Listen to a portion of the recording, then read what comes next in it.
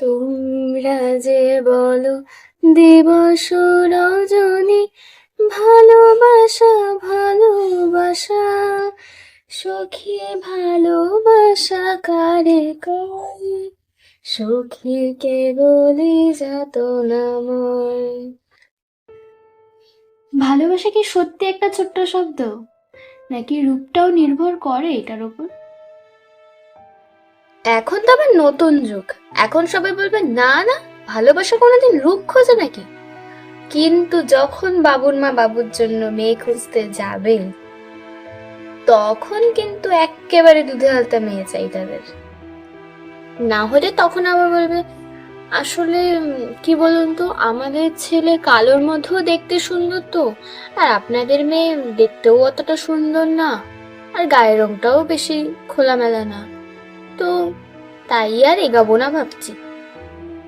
আরে তোমরা বকচ্ছ কেন, এটাই তো সত্যি।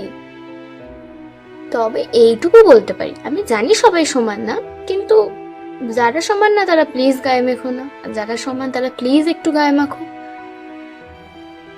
না না, তেমন কিছু না।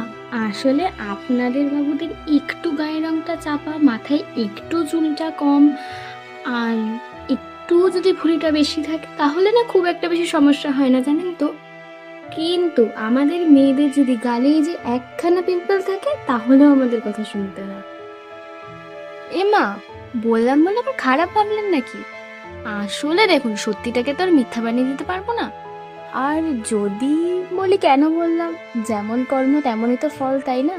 কর্মের ফল তো বাবা ভুগতেই হবে, পাপ তো বাপকেও ছাড়ে না।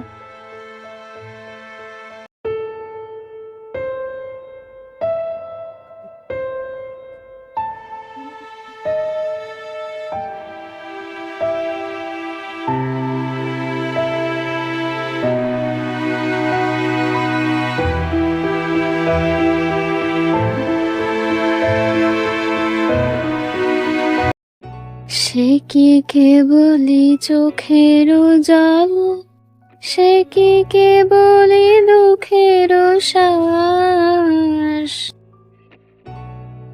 রবি ঠাকুর অবশ্য ঠিকই বলেছে, আমাদের মেয়েদের তো বাপু বেশি সুন্দর হলেও আবার চোখের জল ফেলতে হয়, বেশি খারাপ দেখতে হলেও চোখের জল ফেলতে, মানে সব দিকেই একেবারে জ্বালা। আমার চোখে তো সকলে শোভন, সকলে নবীন, সকলে বিমল, সুনীল আকাশ শ্যামল কানন, বিশদ রচনা কুসুম কোমল, সকলে আমারই মতো। সত্যি তো, এই এত বড় পৃথিবীতে আমরা কি কেউ পুরো সুন্দর? কিন্তু কেন বলুন তো, সব সময় আমরা একটা অন্য মানুষকে পরিপূর্ণভাবে পাওয়ার চেষ্টা করি। এই এত বড় সুনীল আকাশ আমরা সবাই পছন্দ করি, কিন্তু সেটা যখন কোনো মানুষের ক্ষেত্রে আসে, বা সেই রকম সুনীল আকাশের মতো যদি কারোর কপালটা একটু বড় হয়, বিশেষ করে মেয়েদের ক্ষেত্রে, তাকে নিয়ে আমরা কত ব্যঙ্গ করি, কত রঙ্গতামাশা করি। চাঁদের মধ্যে হাজারো কলঙ্ক, কিন্তু তাও আমাদের চাঁদকে ভালো লাগে। কিন্তু কোনো মেয়ের গায়ে যদি একটু দাগ থাকে, বা একটু গায়ের রংটা চাপা থাকে, তাকে তো আমরা কোনোদিন প্রশ্ন করতে ছাড়ি না, বা কোনোদিন কোনো কথা শোনাতেও আমরা ছাড়ি না। এত কিছু শুনতে শুনতে আমাদের নিজেদেরও যে একটা সৌন্দর্য রয়েছে প্রত্যেকের মধ্যে, সেই সৌন্দর্যটাকে নিয়ে আমরা বারবার প্রশ্ন করি। এমনকি মাসের ওই কয়েকটা দিন জামাতে যাতে এইটুকু দাগ না লাগে তার জন্য কত সাবধানে চলি। ওহ সরি, এই কথাগুলো তো আবার জোরে বলতে নেই।